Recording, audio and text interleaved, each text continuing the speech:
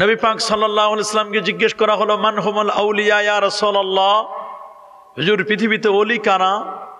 নবীজি বলেন, আল্লাযীনা ইযা রুউ যুকিরাল্লাহ, যাকে দেখলে আল্লাহ এবং আল্লাহ রাসূলের কথা মনে পড়ি, তিনি হচ্ছেন আল্লাহর ওলি। সুবহানাল্লাহ। আরেকজনকে জিজ্ঞেস করা হলো, আমরা কেমনে বুঝবো ইয়া রাসূলুল্লাহ যে এই লোকটির মধ্যে বেলায়েত আছে, কেমনে বুঝবো তিনি ওলি? তা হাদিস পাকে লেখা, যদি তিনটি জিনিস দেখবা তার মধ্যে, যে লোকটির অন্তরে কোনো হিংসা নেই, কোনো অহংকার নেই, ফরজ ওয়াজিব সুন্নতগুলো সুন্দর মতো যথাযথভাবে আদায় করে, বুঝবে তিনি ওলি। আল্লাহু আকবার বলেন। আরেকজন জিজ্ঞেস করলেন, আমরা কেমনে বুঝবো ওলি? আরেকজনকে বলে দিলেন যে ওলি বুঝার আরেকটি আলামত হচ্ছে কিল্লাতুল কালাম, আল্লাহর ওলি যারা তাদের কথা হবে কম। সুবহানাল্লাহ। কিল্লাতুত তাম, খাবার হবে কম, অল্প কিছু খাবে, একার উদুর পূর্তি করে গলা পর্যন্ত খাবে না, এদের খাবার হবে কম, এদের ঘুম হবে কম। কিল্লাতুন নাওম, ঘুম হবে কম, এরা রাত্র ৩টার পর আর বিছানায় থাকবে না, ৩টার দিক বিছানা থেকে আলাদা হয়ে, তাতাজাফা জুনুবুহুম আনিল মাদাজে, বিছানা থেকে আলাদা হয়ে ওরা সুন্দর করে উজু করে ওরা জায়নামাজে দাঁড়িয়ে তাহাজ্জুদ পড়বে। আল্লাহু আকবার। ওয়াল্লাযীনা ইয়াবিতুনা লিরাব্বিহিম সুজদান ওয়া কিয়ামা, রাতের বেলায় ঘুম থেকে জাগ্রত হয়ে তারা সিজদায় পড়ে থাকবেন, এরাই হবেন আল্লাহর ওলি। আল্লাহু আকবার বলেন। আমাদের দেশের সুফি ওলি বলি কাদেরকে? হিংসার পটলালয়ে ঘুরে, খালি হিংসা, অহংকার, দেমাগ, ক্ষমতা, এগুলো মনে করি আমরা, মনে হয় এগুলো আল্লাহর ওলি, এগুলো মনে হয় সুফি সাহেব। সুফি না এগুলো, এগুলো কি সুফি? সুফি মানে যার দিলটা সাফ। সুবহানাল্লাহ। সুফি মানে যার দিলে কোনো হিংসা নাই, ওলি মানে যার দিলে কোনো হিংসা নাই, উনি সবার জন্য ওলি। আল্লাহু আকবার। ওলি মানে যিনি মানুষের পর উপকার করে, আল্লাহর সাথে যেমন সম্পর্ক, মানুষের সাথেও তার সম্পর্ক আছে। সুবহানাল্লাহ বলেন। মানুষের উপকার করে। প্রকৃতপক্ষে ওলিকে এটা আল্লাহ তাআলা নিজেই বলছেন সূরা ইউনূসের ৬২ নম্বর আয়াতে, আলা ইন্না আউলিয়া আল্লাহি লা খাউফুন আলাইহিম, সাবধান জেনে রাখো আল্লাহর ওলি যারা, তাদের কোনো ভয় নাই, ওয়ালা হুম ইয়াহজানুন, তারা কখনো কোনো চিন্তাও হবে না। তবে ওলিকে, ওলি হওয়ার জন্য দুটো শর্ত, আল্লাযীনা আমানু, প্রথম শর্ত হলো ঈমান, ওয়া কানু ইয়াত্তাকুন, দ্বিতীয় শর্তের নাম হলো তাকওয়া। ঈমান লাগবে এবং তাকওয়া লাগবে, এই দুটা জিনিস যদি কার মধ্যে থাকে তাহলে এই লোকটা আল্লাহর ওলি। আল্লাহু আকবার। ওলি দুই প্রকার, এক হচ্ছে আল্লাহর ওলি, আর আরেকজন হলো শয়তানের ওলি। আল্লাহর ওলি যারা, আমরা এদেরকে ভালোবাসি, এদেরকে আমরা মহব্বত করি। আর শয়তানের ওলি যারা, এরা মূলত দুষ্ট প্রকৃতির, এদেরকে ভালোবাসা তো দূরের কথা, এরা ইমানদার কিনা এটা নিয়েই আমাদের প্রশ্ন, ঠিক কিনা? আল্লাহ রাব্বুল আলামিন বলেন, আল্লাহু ওয়ালিয়্যুল্লাযীনা আমানু ইউখরিজুহুম মিনাজ যুলুমাতি ইলান নূর ওয়াল্লাযীনা কাফারু أولياؤهم الطاغوت يخرجونهم من النور إلى الظلمات أولئك أصحاب النار هم فيها خالدون الله أكبر নিশ্চয় আল্লাহু ওয়ালিয়ুল্লাযিনা আমানু, আল্লাহ ওই সমস্ত ব্যক্তিদের বন্ধু। মনে রাখবেন, আল্লাহ মুমিনের বন্ধু, মুমিনরা আল্লাহর বন্ধু। সুবহানাল্লাহ বলেন। মুমিনের বন্ধু আল্লাহ, আল্লাহর বন্ধুকে মুমিনগণ। আল্লাহ তাদেরকে অন্ধকার থেকে আলোর দিকে নিয়ে যায়, এরা আল্লাহর ওলি। সুবহানাল্লাহ বলেন। আর যারা আলোর দিক থেকে অন্ধকারে চলে যায়, ভণ্ডামি করতে করতে করতে করতে করতে ইমানের দৌলত হারাই ফেলে, নামাজ নাই, রোজা নাই, হজ নাই, যাকাত নাই, তরিকা নাই, তাসাউফ নাই, লেবাস নাই, পোশাক নাই, সিরাত নাই, সুরত নাই, আদব নাই, আখলাক নাই, পরোপকার নাই, বরং নারী পুরুষ নিয়ে অবাধ বিচরণ করে, ঢোলবাঁশি বাজায়, গান তবলা করে, এমন ওরস করে যেখানে বেশরা কাজ চলে, শরীয়ত বিরোধী কাজ চলে, এগুলো ওলি নয়, এগুলো ভণ্ড। বলেন, এগুলো কি ওলি না ভণ্ড? আল্লাহর মেহেরবানি, হযরত শাহ গরিব খাকি রহমাতুল্লাহ আলাইহি, তিনি প্রকৃত জবরদস্ত ওলি ছিলেন। আল্লাহু আকবার বলেন। হচ্ছে শাহজালাল ইয়ামানি আল মুজাররাদি, তিনি তার প্রধান খাদেমকে বলেন, খাদেম এই জায়নামাজ নাও, সুরমা নদীর উপরে জায়নামাজ বিছায় দাও।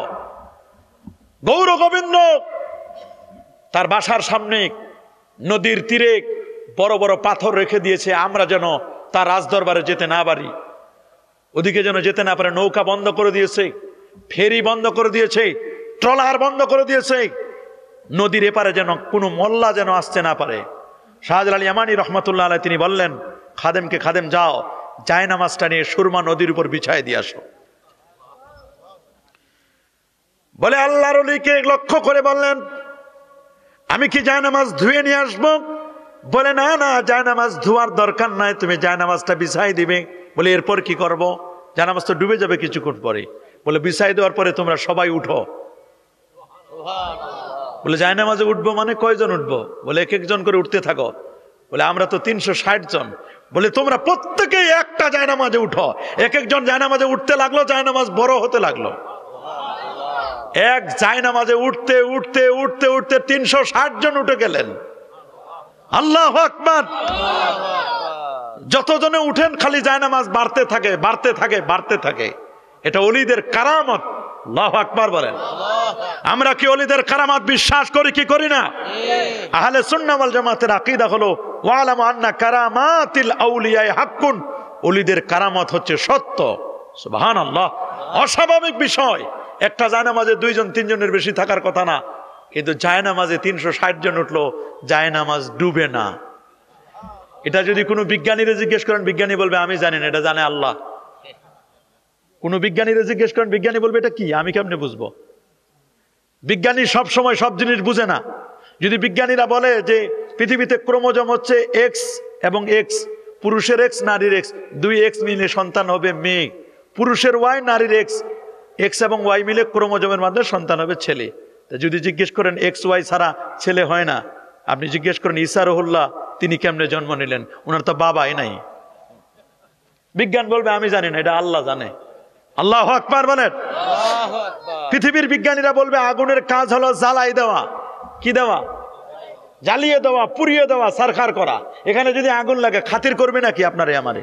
কাউরে খাতির করবে? মাহফিল বলে খাতির করবে? বিজ্ঞানীরা বলেন যে আগুনের কাজ হলো জ্বালাই দেওয়া। হযরতে ইব্রাহিম খলিলুল্লাহকে যখন নমরুদের আগুনে ফেলে দেওয়া হলো, একটা পশমও জ্বলল না, কারণটা কি? বিজ্ঞান বলবে আমি জানি না, জানে কে? আল্লাহ। বিজ্ঞানীদের থিওরির মধ্যে ভুল আছে। সকালে একটা বলে, দুপুরে আরেকটা বলে, রাতে আরেকটা বলে। এক সময় বলতে সূর্য ঘুরে না পৃথিবী ঘুরে, এবার বলে সূর্যও ঘুরে, পৃথিবীও ঘুরে, আমরাও ঘুরি, সবাই মিলে ঘুরি। আল্লাহু আকবার বলেন। আরো যারা বলেন আল্লাহু আকবার। এটা কোনো বিজ্ঞানীরা জিজ্ঞেস করলে বিজ্ঞানী এটা মানবে না। বলে একটা জায়নামাজে 2-3 জনের বেশি উঠতে পারে না, আর একজন কেন, একটা ইট দিলে তো জায়নামাজ ডুবে যাবে, মানুষ তো দূরের কথা। 360 জন ওঠার পরে হযরত শাহজালাল ইয়ামানি আল মুজাররাদি রাহমাতুল্লাহ আলাইহি তিনি জায়নামাজে উঠে বললেন স্টার্ট দাও। বলে স্টার্ট দিব কি? কোনো মেশিন নাই, ইঞ্জিন নাই, কি স্টার্ট দিব? বলে কি স্টার্ট দিবে তোমরা জানো না? সফরের দোয়াটা পড়ে নাও, সুবহানাল্লাযী সাখখারা লানা হাদা ওয়া মা কুন্না লাহু মুকরিনিন। তোমরা পড়ো বিসমিল্লাহি মাজরিহা, আল্লাহু আকবার বলেন, বিসমিল্লাহি মাজরিহা ওয়া মুরসাহা ইন্না রাব্বি লাগফুরুর রহিম। এই দোয়া পড়তে দেরি, জায়নামাজ আর জায়নামাজ না রে, এটা ফেরি হয়ে 360 জন উনিকে পার করাই দিল। সুরমা নদী পার হয়ে ওপারে গিয়ে দেখেন বড় বড় পাথর। আল্লাহর ওলির জবান থেকে বের হলো, শাহজালাল ইয়ামানির জবান আল্লাহর ওলিদের জবান যেন তেন জবান না। हकीकत में वही कामिल शिकस्ता दिल जैसे हासिल खुदा तालिब बहुत मिलता शिकस्ता दिल नहीं मिलता। আল্লাহর ওলিদের জবানের এত পাওয়ার, এত খুরদার। পাথরকে বলেন শিল, মানে পাথর, হট সরে যা, পাথর সরে যা, তোমার এখানে থাকার জায়গা নয়। আমি রাজদরবারে ঢুকবো। আব্দুল্লাহ নামক একজন ব্যক্তি ভিতরে ঢুকে শাহজালাল ইয়ামানি আল মুজাররাদির আদেশে আজান দেওয়া শুরু করলো। আল্লাহু আকবার বলেন। আমরা আজান দিলে ঘুম ভাঙে না ফজরের, আর আল্লাহর ওলির আজানে 7 তলা বিল্ডিং টাস টাস করে ইটগুলো খুলে খুলে পড়তে লাগলো। আল্লাহু আকবার বলেন। কি আজান ছিল! আহা, রাহ গায়া রুসমে আজা, রুহে বেলালি নাহরাই, ফলসফা রাহ গায়া তালকিনে গজালি নাহরাই। রসুম রয়েছে আজানের বটে, আজানের রুহ বেলাল নাই, ফালসফা আছে প্রাণহীন পরে, আল গাজালি রে কোথায় পায়? আজান তো হয়, কিন্তু হযরত বেলালের মতো আজান আর কি শোনা যায়?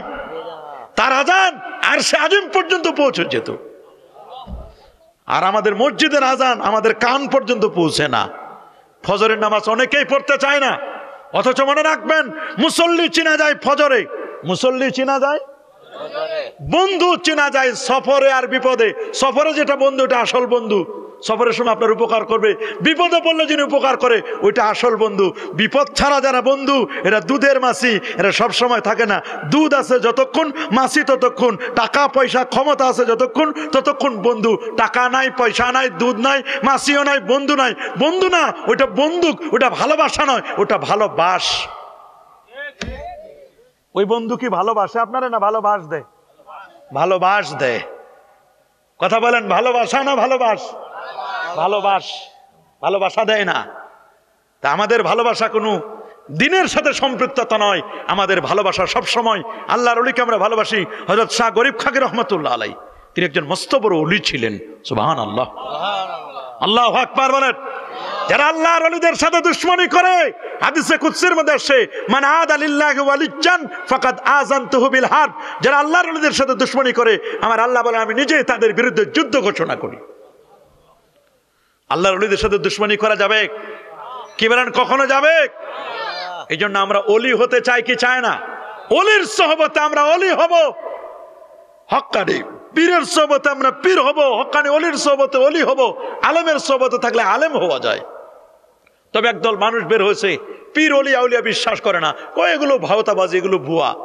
আপনারা কি বলেন, এগুলো ভুয়া? কথা বলেন, প্রশ্নে আসে না। আল্লাহর ওলিদের কথা আল্লাহ কোরআনে বলছেন, একবার নয় দুইবার নয়, 118 জায়গায়। আল্লাহু আকবার বলেন। ওলির জন্য দুটা জিনিস, একটা হলো ঈমান আকীদা, আর একটা হলো তাকওয়া। তাকওয়া থাকার জায়গা হলো বান্দাদের দুই আঙ্গুল নিচে কলব, আর তাকওয়া হা হুনা, আর তাকওয়া হা হুনা সুম্মা আশারা ইলা সাদি। বান্দাদের দুই আঙ্গুল নিচে কলব, এখানে থাকে তাকওয়া। ইমাম আজম আবু হানিফা ওলি ছিলেন। সুবহানাল্লাহ বলেন। 40 বছরে সারজু দিয়ে ফজর পড়েছেন, 55 বার নবীজি রওজা মোবারক জিয়ারত করেছেন, 100 বার আমার আল্লাহকে স্বপ্নে দেখেছিলেন। রমজান মাসে 62 খতম কোরআন মাজিদ তেলাওয়াত করতেন। উনি মস্ত বড় ওলি ছিলেন ইমাম আজম আবু হানিফা। আমাদের মাযহাবের যিনি ইমাম, ইমাম আহমদ বিন হাম্বল, তিনি আল্লাহর ওলি ছিলেন। বড় পীর আব্দুল কাদের জিলানী ওলি ছিলেন, ছিলেন না ওলি? ইমাম শাফি ওলি ছিলেন, ইমাম মালিক রহমাতুল্লাহ আলাইহি ওলি ছিলেন, রাসূলুল্লাহর সাহাবীগণ ওলি ছিলেন। 1.25 লক্ষ সাহাবী সবাই আল্লাহর ওলি ছিলেন, আল্লাহর বন্ধু। আল্লাহু আকবার বলেন। আমরা কি ওলি হতে চাই? কি বলেন, সবাই আল্লাহর ওলি হতে চাই? এই যে মাগরিবের নামাজের সময় তেলাওয়াত করলেন, ফাফিরু ইলাল্লাহ, তোমরা আল্লাহর দিকে পলায়ন করো, আল্লাহর দিকে যাও। যারা আল্লাহর দিকে যায় তারা আল্লাহর ওলি হয়ে যায়। সুবহানাল্লাহ। আমরা যাব কার দিকে? আল্লাহর দিকে। ওয়াত্তাবি সাবিলা মান আনাবা ইলাই, যারা আল্লাহর নৈকট্য অর্জন করেছে তুমি তাদের অনুসরণ করো। ইয়া আইয়ুহাল্লাযিনা আমানুত্তাকুল্লাহ ওয়া কুনু মাস সাদিকিন, সাদিকিন যারা আল্লাহওয়ালা, যারা সত্যবাদী, যারা তোমরা তাদের পথে চলো। আমরা কি সত্যবাদীদের পথে চলতে চাই না? চাই। সোহবতে সালেহ তোরা সালেকুনাত, সৎসঙ্গে স্বর্গবাস, অসৎসঙ্গে সর্বনাশ। ভালো মানুষের সাথে চলে আমরাও ভালো হতে পারবো। আল্লাহ আমাদেরকে কবুল করুন, মঞ্জুর করুন বলে আমিন। আরেকটা কথা বলবো, চতুর্দিকে গোরস্থান, কবর, ঠিক না? ঠিক। পৃথিবীর মধ্যে সবচেয়ে ভয়ানক জায়গাটির নাম হচ্ছে কবর। আল্লাহু আকবার বলেন।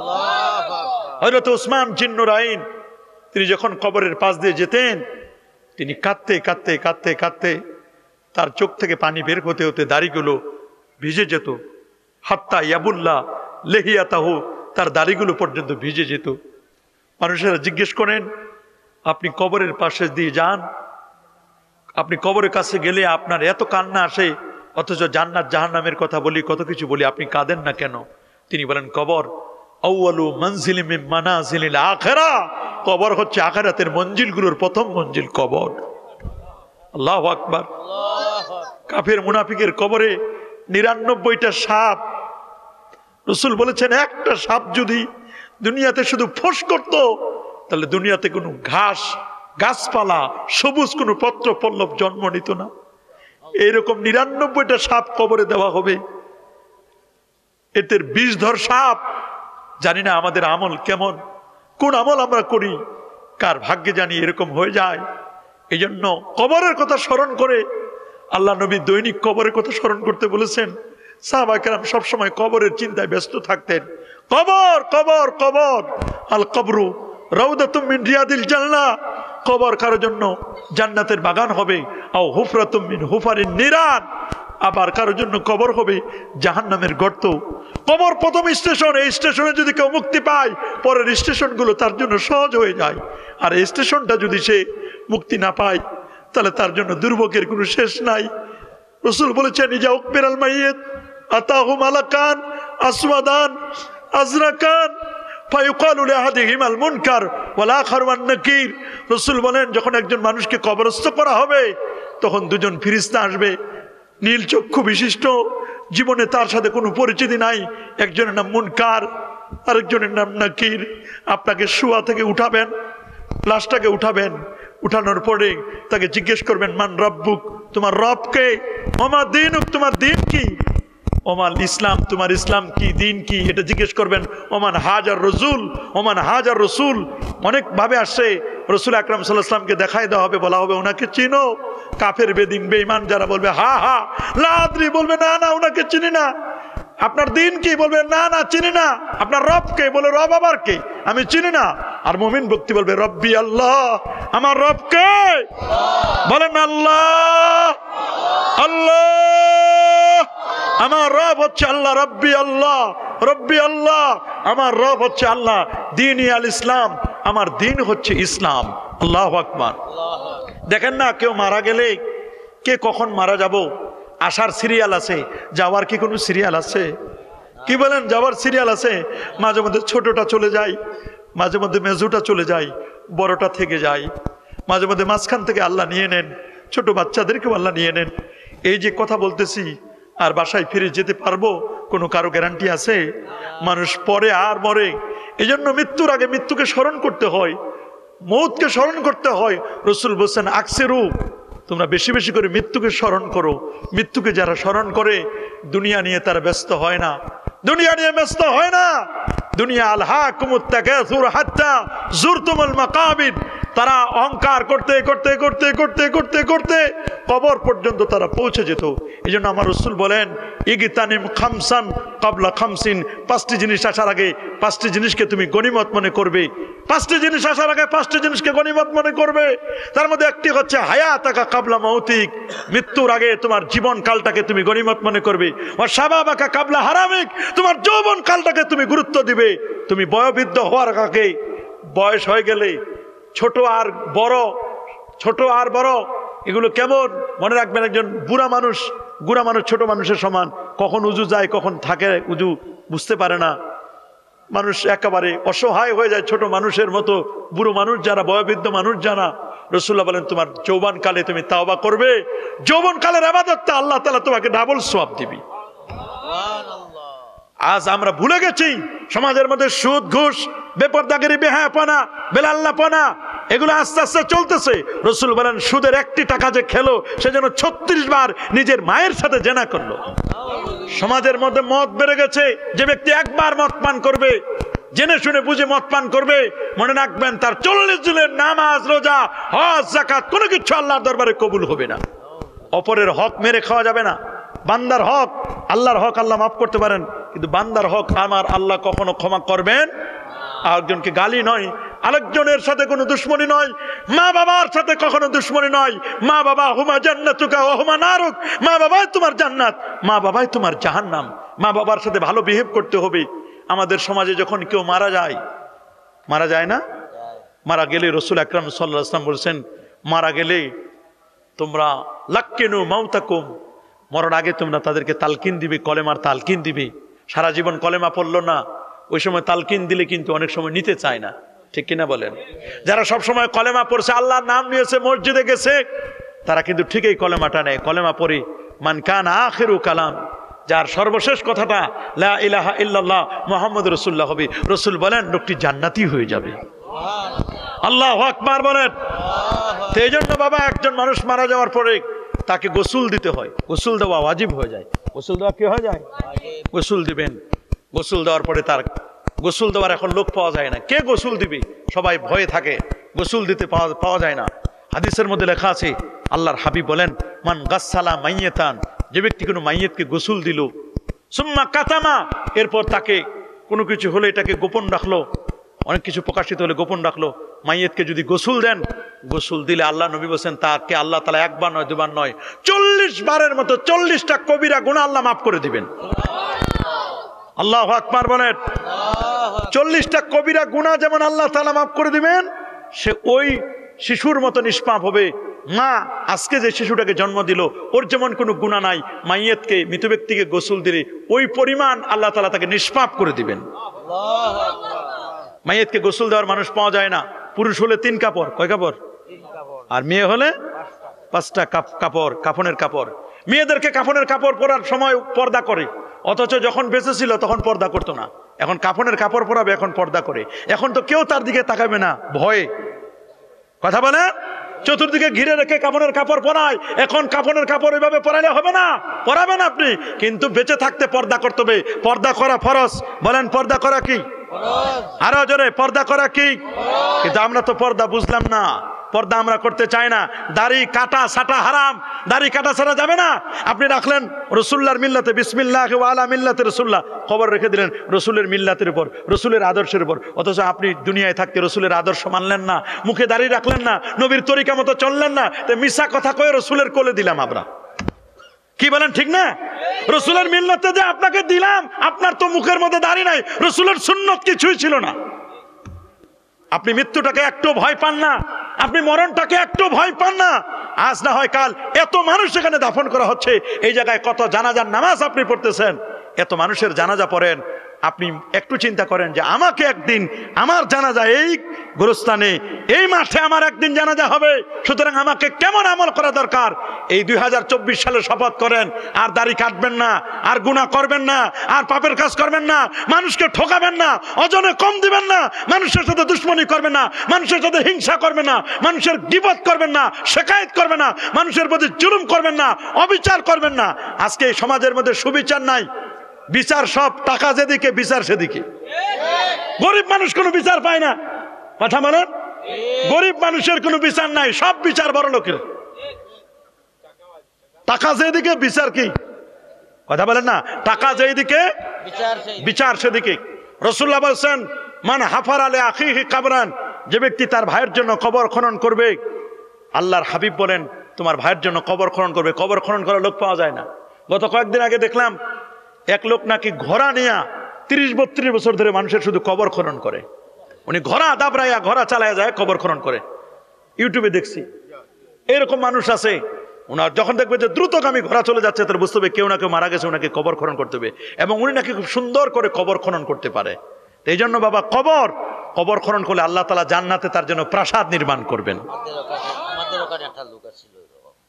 এখন নাই, মারা গেছে। আহা, উনারও কিন্তু, উনি এত মানুষের কবর খনন করছে, এবার উনার কবরও কিন্তু আরেকজন খনন করবে, কথা বলেন। এই জন্য কবর থেকে পালাবার কোনো সুযোগ আছে নাকি? আমি খ্রিস্টানদের কবর দেখলাম, খ্রিস্টানদের কবর হলে গোল করে বানাইয়া এরপর নিচে ফেলে দেয়, মানে পুরো মাথাটা এভাবে সোজা করলে এরকম যেমন হয়, এরকম করে একটা গর্ত খনন করে পা নিচগুলো দেয়, মাথার উপর দিয়ে এরপর একটু মাটি দিয়ে দেয়, বাস শেষ। এই হলো কবর। কিন্তু মুসলমানের কবরটা সম্মানের কবর। আল্লাহু আকবার বলেন। তার মেপে সুন্দর করে তাকে বিছানা দিয়ে শুয়াই দিয়ে তারপর আমরা সুন্দর করে একটা কবর, দেখতে সুন্দর কবর। আহা, কবর, আল্লাহ, এই কবর কবর কবর কবর কবর আপনাকে আমাকে ডাকতেছে, কিন্তু আমরা কবরের কথা কেউ শুনি? কি বলেন, আমরা কি কেউ শুনি? কেউ আমরা কিন্তু শুনতেছি না। আল্লাহ নবী বলছেন, যে ব্যক্তি জানাজার নামাজে অংশগ্রহণ করলো তার আমল নামায় 1 কিরাত সওয়াব লিখে দেওয়া হবে। কয় কিরাত? 1 কিরাত, রাকাত না, 1 কিরাত। সাহাবায়ে কেরাম বললেন, হুজুর 1 কিরাত কি? নবীজি বলেন, উহুদ পাহাড়ের মতো সমান সওয়াব। উহুদ পাহাড় কত বড়? 12.5 মাইল লম্বা পাহাড়। এইরকম সওয়াব আপনার আমল নামে আল্লাহ লিখে দিবেন। আল্লাহু আকবার বলেন। যে দাফন কাজে অংশগ্রহণ করলো, দাফনে আল্লাহ তাআলা তাকে 2 কিরাত সওয়াব দিবেন। একটা হলো জানাজা, আর একটা হলো কি? দাফন। দুটাই অংশগ্রহণ করবেন। অনেক সময় জানাজায় লোক পাওয়া যায়, দাফনে পাওয়া যায় না। অনেক সময় দাফনে পাওয়া যায়, জানাজায় লোক পাওয়া যায় না। দুইটাতে অংশগ্রহণ করবেন। আবার অনেকে মনে করে ফরজে কিফায়া তো এলাকার মধ্যে দুই একজন গেলে হবে, না গেলেও চলবে। এই যে আপনি বলেন না গেলে চলবে, আপনি যেদিন মারা যাবেন মানুষ ওই রকম বলবে না গেলেও চলবে। এই জন্য আপনি যত জানাজা যাবেন দেখবেন আল্লাহ তাআলা আপনার জানাজার ব্যবস্থা করে দিবেন। ইমাম আহমদ বিন হাম্বল আজ থেকে 1200 বছর আগে তিনি ইন্তেকাল করেছেন, তার জানাজা ওই সময় 8.5 লক্ষ মানুষ জানাজা অংশগ্রহণ করেছিল। অনেকে বলে আমরা 15 দিন 20 দিন আগে রওনা হয়েছি জানাজার জন্য, বলে উনি তো ওই সময় মারাই যান নাই। আমাদের কে যেন সংবাদ দিয়েছে, কেউ ঘুমের মধ্যে জানছি, কেউ জাগ্রত অবস্থায় জানছি যে ইমাম আহমদ বিন হাম্বলের জানাজা অমুক দিন হবে, তোমরা রওনা হও। আল্লাহু আকবার বলেন। 99 বার আল্লাহকে স্বপ্নে দেখেছিলেন। 12.5 লক্ষ হাদিসের পণ্ডিত ছিলেন ইমাম আহমদ বিন হাম্বল। আল্লাহু আকবার। এত বড় ওলি ছিলেন তিনি। জানাজার নামাজ 3 কাতারে হয়। জানাজার নামাজের মনে রাখবেন 2টা ফরজ, একটা হলো তাকবীর গুলো ফরজ। জানাজার নামাজের 4 তাকবীর কি ফরজ, 4 তাকবীর, তাকবীর গুলো কি ফরজ। জানাজার নামাজের মধ্যে দাঁড়ানো এটা ফরজ। 4 তাকবীরে জানাজার নামাজ হয়। কয় তাকবীর? জানাজা নামাজে কোনো কেরাত নাই, তবে যার সানা জানানে সে সূরা ফাতিহা পড়বে। জানাজা এটা নামাজ, এটা দোয়া না। জানাজাটা কি বলেন না? জানাজা এটা নামাজ, এটা দোয়া না। দোয়া তো বিনা উযুতে পড়া যায়, জানাজা নামাজ কি বিনা উযুতে পড়া যাবে? দোয়া উত্তর দিকে, আমি এদিক ফিরেও করতে পারি, এদিক ফিরেও করতে পারি, পারি না? কিন্তু জানাজা নামাজ কি পূর্ব দিক ফিরে করা যাবে? উত্তর দিক ফিরে করা যাবে? তা জানাজা এটা দোয়া না নামাজ? বলেন না জানাজা কি? নামাজ। বলেন জানাজা কি? নামাজ। জানাজা হলো নামাজ। গায়েবানা জানাজা আমাদের হানাফি মাযহাবে নাই, অন্য মাযহাবে থাকতে পারে। লাশ নাই অথচ জানাজা পড়ে। রাসূলুল্লাহ একজনের জন্য পড়েছেন, বাদশা নাজ্জাশীর জন্য। সাহাবায়ে কেরামকে নবীজি বলেন দাঁড়াও, কাতারবন্দি হও, জানাজা পড়বো। বলে লাশ কই? বলে তোমরা দেখো না আমি রাসূলুল্লাহর সামনে লাশ আমি দেখতে পাচ্ছি। অথচ বাদশা নাজ্জাশীর লাশ 1500 কিলোমিটার দূরে ছিল, রাসূলুল্লাহ 1500 কিলোমিটার দূর থেকে দেখতে পেতেন। আল্লাহু আকবার। আমার রাসূল এমন নবী, তিনি বলেছেন আমি নবী সামনে যেমন দেখি পিছনেও তেমন দেখতে পাই, ডানে যেমন দেখি বামেও তেমন দেখতে পাই। উপরে তাকালে আল্লাহর আরশের খবর বলে দিতে পারি, মাটির নিচে তাকালে কোন কবরে কেমন আযাব হচ্ছে আমি সেটা বলে দিতে পারি। সেই নবীকে আমরা মহব্বত করব কি করব না? ভালোবাসবো কি বাসবো না? অবশ্যই আমরা সেই নবীর ভালোবাসা, নবীর প্রেম আমরা লাভ করতে চাই কি চাই না? এই জন্য তো আমরা নবীর শানে মিলাদ পড়ি, নবীর শানে দরুদ পড়ি। সমস্ত ওলামায়ে কেরাম বলে দিয়েছেন, ওলামায়ে দেওবান বলেছেন, মাই ফকির মাশরাব ইয়ে হায়, মাই হার সাল মিলাদার কাম করতা হো, মাই কিয়ামের লুৎফ বহুত লুৎফ লাজ্জাত পাতা হো। প্রতি বছর আমার বাসায় মিলাদ পড়ি, কাম করি, এতে নূর নবীর তাজিমে দাঁড়াইয়া সালাম জানাই, এতে আমরা মজা পাই। আল্লাহু আকবার। আল্লামা সাহেব কবলা রহমাতুল্লাহ আলাইহি, বিস্কুটি সাহেব রহমাতুল্লাহ আলাইহি, বদরপুরি সাহেব কবলা রহমাতুল্লাহ আলাইহি, ফুরফুরার সাহেব, আল্লাহর ওলি যারা তারা মিলাদ পড়ছেন, কিয়াম করছেন, ঈদে মিলাদুন নবী করছেন। এইগুলো আমাদের রাসূলের প্রেমে আমরা করি, রাসূলের ভালোবাসা আমরা করি, ঠিক কিনা? রাসূলের ভালোবাসা ফরজ। বলেন রাসূলের ভালোবাসা কি? রাসূলের মহব্বতে, রাসূলের ভালোবাসায় একটা শুকনা খেজুরের ডাল উস্তুনে হান্নানা কন্দন করেছিল। আল্লাহু আকবার। বুখারী হাদিস, একটা উট রাসূলুল্লাহর ভালোবাসায় কেঁদেছিল। রাসূল বলেন আমি যখন রাস্তা দিয়ে যেতাম, মামিন সাজারিন ওয়ালা হাজারিন ওয়ালা জাবাল, এমন কোনো গাছ নাই, পাহাড় নাই, পাথর নাই, সবাই আমারে সালাম দেয়। আহা, সবাই আমারে কি করে? যে নবী এত দূর পর্যন্ত গেলেন আর সাজিম পর্যন্ত গিয়ে আল্লাহকে দেখে আসলেন, সেই নবীর মর্যাদার কোন তুলনা চলে? কি বলেন চলে? আর একদল পরা কপাল বেরোছে, কয় নবীর মা বাবা নাকি জাহান্নামী। এই আমার নবীর মা বাবা কি জাহান্নামী? আমার রাসূলের আব্বা এবং আম্মা দুজনে জান্নাতি। ইন্না ওয়ালিদা রাসূলুল্লাহ সাল্লাল্লাহু আলাইহি ওয়াসাল্লাম মিন আহলিন নাজাত। আমার নবীর আব্বা আম্মা দুজনে জান্নাতি। কারণ নবীর মা বাবা যখন বেঁচে ছিল তখন কোনো নবীও ছিল না, রাসূলও ছিল না। ঈসা রুহুল্লাহকে আল্লাহ উপরে উঠায় নিয়েছেন, আর আমার নবী তো কখনো তখন নবীও হন নাই। তো নবীর মা বাবা তখন তো কোনো নবী ছিল না। আল্লাহর আইন হলো ওমা কুন্না মুআদ্দিবিনা হাত্তা নাবাসা রাসূলা, আমি কোনো সম্প্রদায়কে শাস্তি দেই না যতক্ষণ না তাদের কাছে নবী রাসূল প্রেরণ করি। ওটা জামানুল ফিতরাত। এই জন্য নবীর মা বাবা তারা কখনো মূর্তি পূজা করে নাই। নবীর মা বাবা দুজনে নাজাতপ্রাপ্ত জান্নাতি। আল্লাহ নবী নিজে তার আম্মা জানের কবর জিয়ারত করেছেন। মাটি দেওয়ার পরে কবর জিয়ারত করতে হয়। কবর জিয়ারত রাসূল বলেন তোমরা কবরের কাছে যাবে, ইজা আতাইতুমুল মাকবারা, তোমরা যখন গোরস্থানে যাবে, ফাকুলু আসসালামু আলাইকুম ইয়া আহলাল কবর, তখন তোমরা গোরস্থানবাসীকে বলবে আসসালামু আলাইকুম ইয়া আহলাল কবর, হে কবরবাসী তোমাদের প্রতি শান্তি বর্ষিত হোক। হে কবরবাসী তোমাদের প্রতি কি বর্ষিত হোক? শান্তি বর্ষিত হোক। তাহলে কবরবাসী আমরা সালাম দিলাম, কবরবাসী আমাদের সালাম শুনে না? তা আপনারা বলেন কবরবাসী মা বাবা দাদা দাদি আমাদের আত্মীয় স্বজন এরা যদি আমাদের সালাম শুনে তা সাহাবায়ে কেরাম শুনে না? সাহাবা যদি শুনেন, আপনার মা বাবা যদি সালাম শুনেন, আমার নবীকে সালাম দিলে নবীজি শুনেন না? কি বলেন, শুনেন না? শাহজালাল ইয়ামানি কেউ সালাম দিলে শুনেন না? আহলে সুন্নাহ ওয়াল জামাতের আকীদা ইন্না আম্বিয়া আল্লাহি আহয়াউন ফি কুবুরিহিম ওয়া হুম ইরযাকুন, সমস্ত নবীগণ কবর শরীফে জিন্দা। রাসূল বলেছেন আমার কোন উম্মত যে কোনো প্রান্ত থেকে আমাকে সালাম দিলে আমি নবী নিজ কানে শুনি, খালি শুনি না রে, শোনার পরে সালামের জবাবও দেই। আল্লাহু আকবার বলেন। সেই নবীর শাফাত আমরা চাই কি চাই না? হাত তুলে দেখো মুসলমান। নারে তাকবীর, নারে রিসালাত। আমরা কি নবীর শাফাত চাই না? আল্লাহ নবী সুপারিশ করবেন। রাসূল বলেন যারা আমার কবর জিয়ারত করবে, রোজা জিয়ারত করবে, আমি নবী নিজে তার সুপারিশ করে জান্নাতে নিব। নবীর এক সুপারিশে 70,000 বিনা হিসাবে জান্নাতি। কবরের সামনে দাঁড়াবেন, সিনা বরাবর দাঁড়াবেন, কেবলা থাকবে পিছনে, মাইয়াত থাকবে সামনে। সালাম দিবেন, সালাম দেওয়ার পরে সূরা ফাতিহা পড়বেন 3 বার, সূরা ইখলাস 10 বার, 11 বার দরুদ শরীফ পড়বেন। পড়বেন না ইনশাআল্লাহ? ইনশাআল্লাহ। কি বলেন, পড়বেন না ইনশাআল্লাহ? সূরা ফাতিহা 3 বার, সূরা ইখলাস 10 বার, 10 বার, 11 বার দরুদ শরীফ, আয়াতুল কুরসি পড়বেন। কি পড়বেন? 4 কুল পড়বেন। আল্লাহু আকবার বলেন। আয়াতুল কুরসি 4 কুল পড়বেন। সূরাতুল মুলক তেলাওয়াত করবেন। এরপরে আপনি মাইয়াতকে উসিলা দিয়ে আল্লাহর কাছে দোয়া করবেন। চাইবো কার কাছে? আল্লাহর কাছে। দেওয়ার মালিক কে? আল্লাহ। পীর বাবা দিতে পারে না, ওনারা হবে উসিলা। ওনারা হবে কি? উসিলা। দেওয়ার মালিক কে? আল্লাহ। সন্তান দেয় কে? ছেলে দোক, মেয়ে দোক, বন্ধা বানাক, সবকিছু যিনি করেন তিনি হচ্ছেন আমার আল্লাহ। তিনি কে? কবরে কোনো সেজদা দেওয়া যাবে না, কবরের উপর নামাজ পড়া যাবে না, কবরে কোনো মোমবাতি লাগবে না। উনি যদি নেক আমল করে ওনার কবরে মোমবাতি লাগবে না, এমনি কবরে বাতি জ্বলে উঠবে। কবরে কোনো টাকা পয়সা দেওয়া লাগবে না, টাকা দেওয়া লাগবে পাশে যদি মাদ্রাসা থাকে, হেফজখানা থাকে, এতিমখানা থাকে, লিল্লা বোর্ডিং থাকে, মুসাফিরখানা থাকে, তাদেরকে টাকা দেন। এখানে দোতলা বিল্ডিংটা রয়ে গেছে, হেফজ ছাত্রদের কষ্ট হচ্ছে, দরকার আমাদের এই হেফজখানাটা দোতলা করা।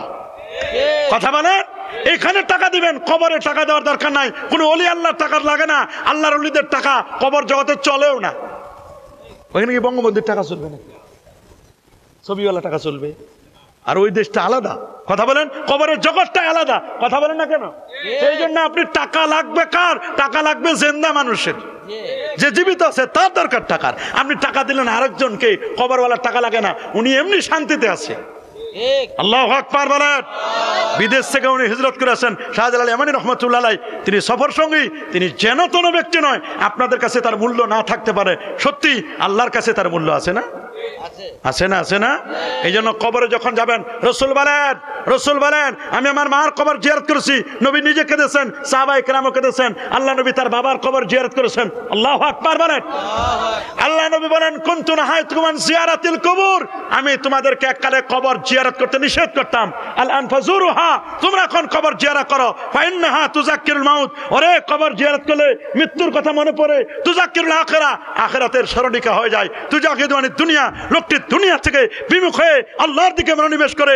এই মনে রাখবেন, কবরের আযাব, কবরে আযাব এটা সত্য না মিথ্যা? কবরে আযাব সত্য না? কবরে আযাব বিশ্বাস করেন কি করেন না? কি বা মাশাআল্লাহ, মারহাবা। আমাদের উপজেলার চেয়ারম্যান সাহেব না, আল্লাহ তাআলা কবুল করুন, মঞ্জুর করুন। আল্লাহ তাআলা ওনার হায়াত বাড়ায় দিন, বলে আমিন। ইমানের উপর, ইসলামের উপর চলার আল্লাহ তৌফিক দান করুন। সবাই বলেন আমিন। এই জন্য রাসূল বলেছেন তোমরা কবর জিয়ারত করো। কবর জিয়ারত মৃত্যুর কথা স্মরণ করে। যার মনটা খুব কষ্ট, মনের মধ্যে পাথরের মতো শক্ত হয়ে গেছে, এই লোকটা যদি গোরস্থানে যায় দেখবেন মনটা নরম হয়ে যাবে। কি বলেন আপনারা, মনটা নরম হয়ে যাবে কিনা? রাসূল বলেছেন তোমার মন শক্ত, যাও ওখানে যাও। তো কবর জিয়ারত করবেন তো ইনশাআল্লাহ? 5 ওয়াক্ত নামাজ পড়বেন তো ইনশাআল্লাহ? নামাজ যার ঠিক তার সব ঠিক। যার নামাজ ঠিক তার কি? খালি ফরজ নামাজ না, সুন্নত পড়বেন। কাবলাল জুমা পড়বেন, বাদাল জুমা পড়বেন। সমাজের মধ্যে বেরামে ঢুকছে, জুমার দিন কাবলাল জুমা নাই, বাদাল জুমা নাই, তাহিয়াতুল ওযু নাই, আগেও নাই, পরেও নাই, দোয়া নাই, মুনাজাত নাই, যাই সবার শেষে, আসে সবার আগে, আবার আসার সময় জুতাগুলো পাল্টাই নিয়ে আসে আরেকজনের। কথা বলেন। ও বাকি নামাজগুলো কথায় পড়ে, আগেরটা কথায় পড়ে, পরেরটা কথায় পড়ে, কথাও পড়ে না, খালি 2 রাকাতের জন্য পড়ে। অথচ জোহরের নামাজ 4 রাকাত ফরজ, 2 রাকাত হলো খুতবায়। এবার জুমার দিনে 2 রাকাত খুতবায়, 2 রাকাত নামাজে। তা আপনি খুতবাও শুনলেন না, খালি 2 রাকাত পড়লেন, তা আপনি তো অসম্পূর্ণ হয়ে গেল। তা আমরা দোয়া করতে চাই কি চাই না? মাইয়াতের জানাজার পরে কাতার ভেঙে সংক্ষিপ্ত আকারে দোয়া করবেন, এটা জায়েজ। আর দাফনের পরে দোয়া করা সুন্নাত। আল্লাহু আকবার বলেন। 5 ওয়াক্ত নামাজের পরে দোয়া করবেন। সুনান তিরমিজি 3499 নম্বর হাদিস। রাসূলুল্লাহকে প্রশ্ন করা হলো, আইয়ুদ দুআয়ে আসমাউ, কোন দোয়াটা আমার আল্লাহ তাআলাতে শুনেন? নবীজি বলেন, দুবুরা সালাওয়াতিল মাকতুবা, 5 ওয়াক্ত ফরজ নামাজের পরে যে দোয়াটা করা হয়, এই দোয়া আমার আল্লাহ তাড়াতাড়ি কবুল করেন। একজন মানুষ মারা যাবার পরে সবচেয়ে বড় চাওয়ার পাওয়া হলো দোয়া, দোয়া, দোয়া। গরু ছাগল মরে গেলে কেউ দোয়া পড়ায় না, কুত্তা মরে গেলে কেউ দোয়া পড়ায় না, মহিষ মরে গেলে কেউ দোয়া পড়ে না, মানুষ মরে গেলে মানুষের জন্য দোয়া করে। কথা বলেন কি বলেন? আপনারা দোয়া করতে চান কি চান না? আল্লাহ নবী বলেন, লাইসা শাইউন আকরামা আলাল্লাহি মিনাদ দোয়া। দোয়ার চেয়ে দামি জিনিস, সম্মানিত জিনিস আর আমার কাছে কিছুই নাই। আর দোয়া মুখলে বাধা, দোয়া হলো ইবাদতের মগজ। আপনাদের কেউ মারা গেলে দোয়া করবেন কি করবেন না? হাত তুলে দেখান, দোয়া করবেন। নারে তাকবীর, নারে রিসালাত। কি বলেন? আমরা দোয়া করব তো ইনশাআল্লাহ?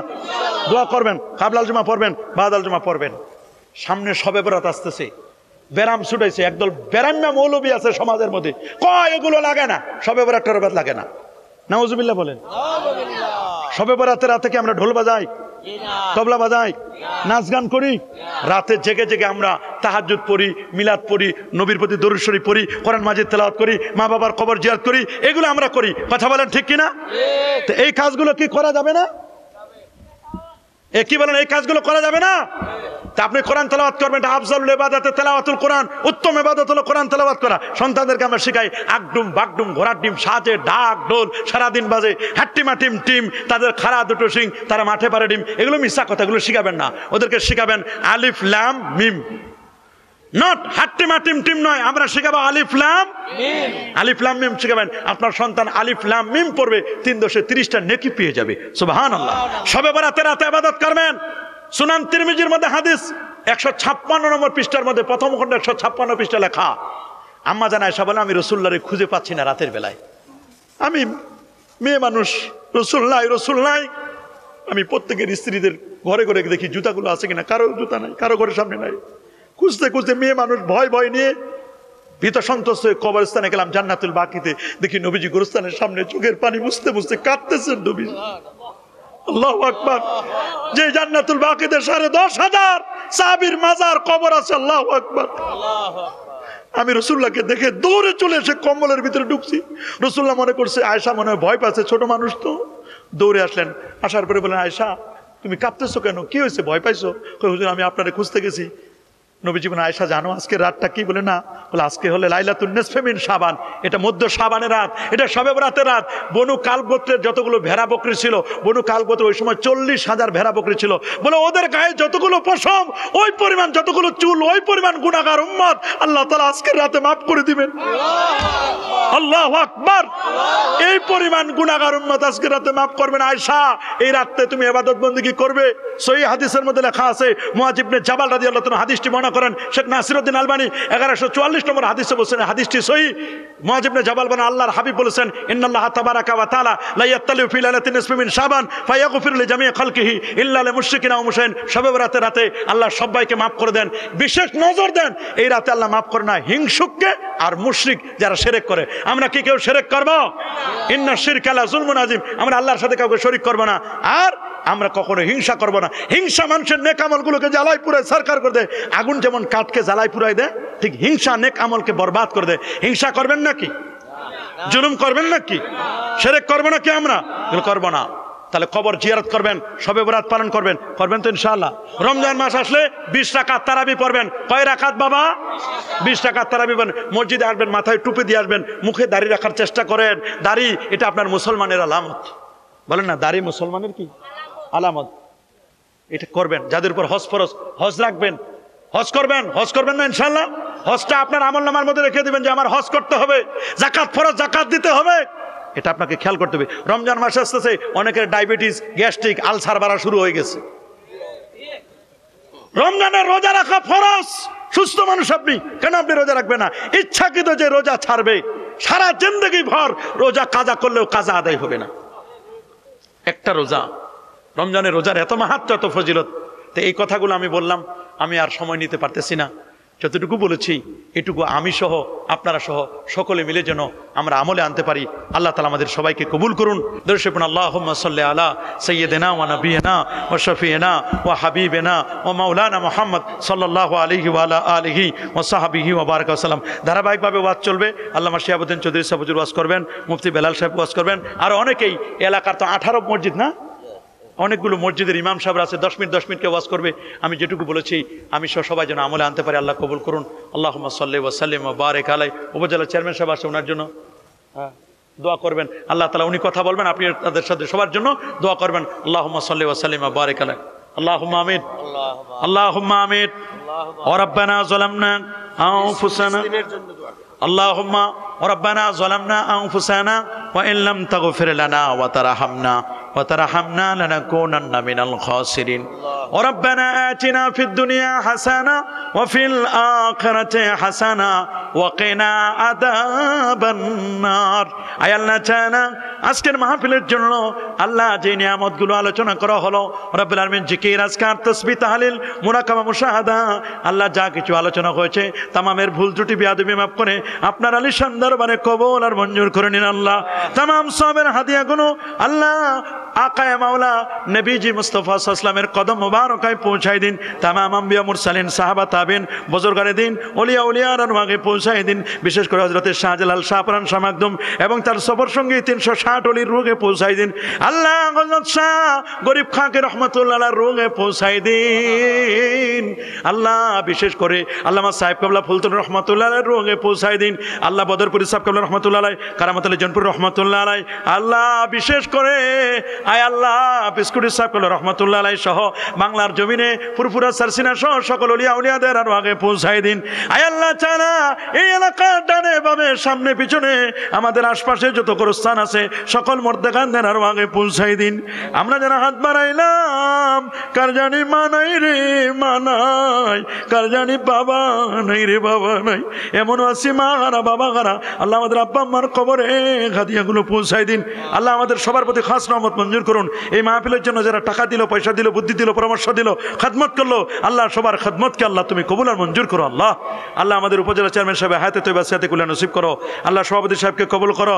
আজকের মাহফিলের প্রধান অতিথি হুজুর শিহাবুদ্দিন চৌধুরী সাহেব হুজুর, আল্লাহ আল্লাহ তার হায়াতে তৈবা সিয়াতে কুল্লা নসিব করো।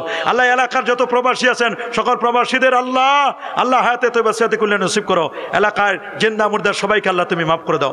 আল্লাহ ফিলিস্তিনের মুসলমানদেরকে হেফাজত করো। আল্লাহ আল্লাহ গাজার মুসলমানদেরকে হেফাজত করো। আল্লাহ এই বাংলাদেশকে তুমি হেফাজত করো। আল্লাহ এদেশের মানুষকে তুমি হেফাজত করো। আল্লাহ এলাকার যুবকদেরকে কবুল করো। আল্লাহ ইয়া আল্লাহ আল্লাহ এই এলাকার প্রতি খাস রহমত মঞ্জুর করো। আল্লাহ যারা মাহফিলটার জন্য কষ্ট করেছেন, বুদ্ধি দিয়েছেন, পরামর্শ দিয়েছেন, টাকা পয়সা দিয়েছেন, বিশেষ করে মা বোনেরা, আল্লাহ তুমি কবুল করো। আল্লাহ আল্লাহ এখানে হাফজখানা আছে, হাফজখানাকে কবুল করো। আল্লাহ ছাত্রদের জেহেনার জাকাও বাড়ায় দাও। আল্লাহ দোতলার কাজটা যেন শুরু করতে পারে, শেষ করতেও পারে, আল্লাহ তুমি কবুল আর মঞ্জুর করো। আল্লাহ ফাবিদ আমরিল আল্লাহ ইন্নাল্লাহা বাসীরুম বিল ইবাদ রাব্বিরহামহুমা কামা রাব্বায়ানি সগীরা তাকাব্বাল দুআনা ওয়া মুনাজাতানা বিহুরমাতি লা ইলাহা ইল্লাল্লাহু মুহাম্মাদুর রাসূলুল্লাহ সাল্লাল্লাহু আলাইহি ওয়াসাল্লাম।